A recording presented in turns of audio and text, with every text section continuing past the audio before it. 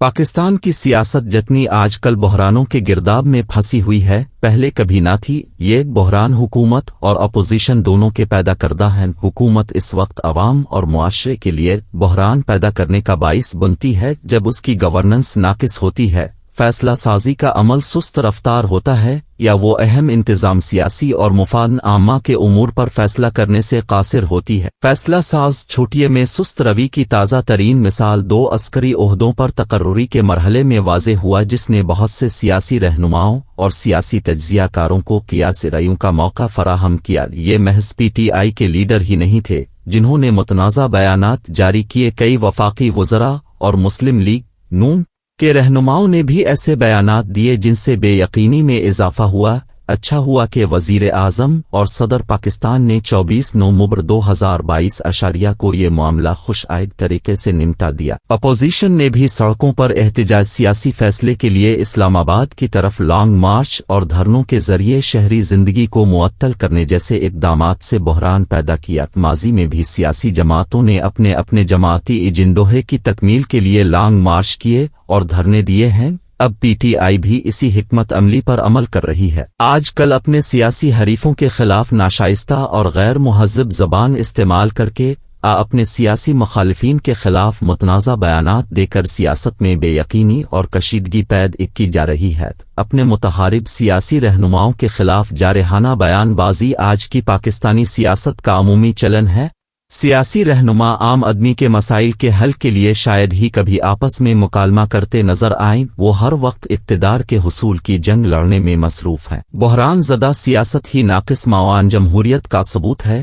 اگرچہ سیاستدان جمہوری اصولوں اور آدرشوں کا دم بھرنے کے علاوہ جمہوریت اور نمائندہ حکومت کے حق میں نعرے بازی کرتے نظر آتے ہیں، تاہم ان کے حقیقی سیاسی ریویو نون غنہ سے کبھی جمہوری اقدار کی پاسداری کی جھلک بھی نظر نہیں آتی، اور ان کی سیاست اکثر تحمل و برداشت، باہمی مشاورت، رواداری، تنازعات کے خوش آئند حل اور منصفانہ اور آزادانہ انتخابات جیسی جمہوری اقدار سے عاری نظر آتی ہے۔ سیاسی اختلافات باہمی نفرت کی شکل اختیار کر لیتے ہیں، جس سے جمہوریت کی روح اور اصولہ کی نفی ہوتی ہے۔ سیاسی اور سماجی تنازعات ایسی ریاستوں میں جنم لیتے ہیں جہاں قانون کی حکمرانی کمزور ہوتی ہے یا سرے سے اس کا وجود ہی نہیں ہوتا۔ متمول اور بارسوخ افراد قانون سے بالاتر ہوتے ہیں، اور ایسی ریاست باثر لوگوں پر ریاستی قوانین اور احکامات نافذ کرنے سے قاصر ہوتی ہے یا آمادہ ہی نہیں ہوتی۔ عام آدمی کو ریاستی مشینری کا قہر و غضب برداشت کرنا پڑتا ہے، جو عام شہریوں کو دبانے کے لیے جابرانہ ہتھ کنڈے استعمال کرتی ہے۔ ختم غربت سے بھی نیچے زندگی گزارنے والے افراد کے حالات زیادہ دگرگوں ہوتے ہیں۔ ریاست ان کا تحفظ نہیں کرتی، چنانچہ انہیں ریاستی جبر طاقتور گینگز ریاست کے مافیا گروپس سے تحفظ کے لیے مجبوراً بااثر اور متمول افراد کا سہارا لینا پڑتا ہے۔ داخلی سیاسی اور سماجی بدنظمی اور انتشار کی ایک اور بڑی وجہ اچھی گورننس کا فقدان ہے۔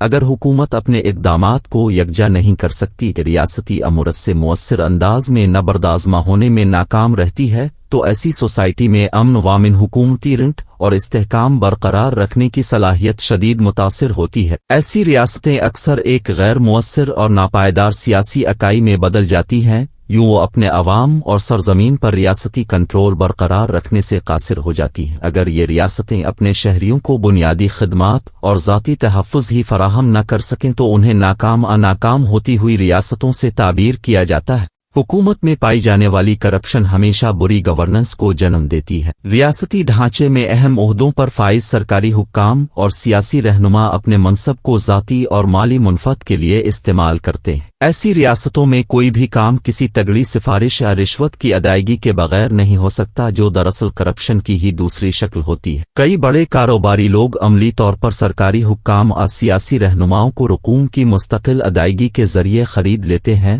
تاکہ انہیں اپنے بزنس امور آسانی سے نمٹانے میں حکومتی نوازشات میسر رہیں۔ جن ریاستوں میں قانون کی حکمرانی نہیں ہوتی یا اس کی گرفت کمزور ہوتی ہے، وہاں کا عمومی چلن یہ ہوتا ہے کہ ریاست کے مالیاتی وسائل کا ذاتی منفعت کے لیے، اپنے فیملی ممبرز اور دوستوں کو نوازنے کے لیے غلط استعمال کیا جاتا ہے۔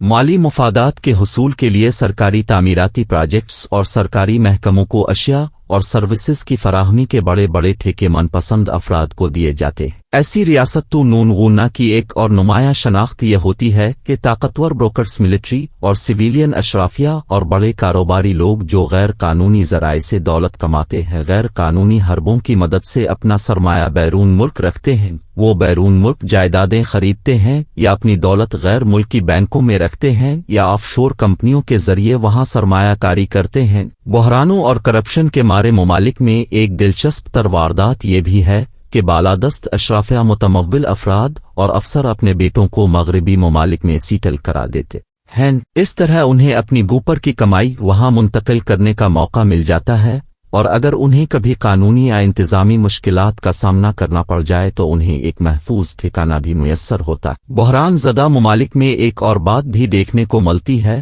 وہ یہ کہ سیاسی جماعتیں، سیاسی رہنماؤں اور ان کے خاندانوں کی ذاتی جاگیر نظر آتی ہیں۔ پارٹی کے اندر جمہوریت نام کی کوئی چیز نہیں ہوتی، چنانچہ پارٹی اراکین اپنے لیڈر کا احتساب نہیں کر سکتے۔ پیشہ ورانہ اہلیت اور جمہوری اقدار کے بجائے لیڈر کے ساتھ وفاداری زیادہ اہم شرط ہوتی ہے۔ پارٹی کے اعلیٰ سطحی اجلاس محض لیڈر کی مدح سرائی کی نظر ہو جاتے ہیں، چنانچہ ایسی سیاسی جماعت کی بحران سے نبرد ازما ہونے کی صلاحیت کمپرومائز ہو جاتی۔ جب تک سیاسی کھلاڑی اور جماعتیں پاکستانی سیاست کی ماہیت کو تبدیل کرنے کا فیصلہ نہیں کرتی، اس وقت تک پاکستان میں استحکام آ سکتا ہے، نہ بحرانوں سے نمٹا جا سکتا ہے، اور نہ ہی یہاں کوئی مربوط اور سازگار سیاسی نظام پروان چڑھ سکتا ہے۔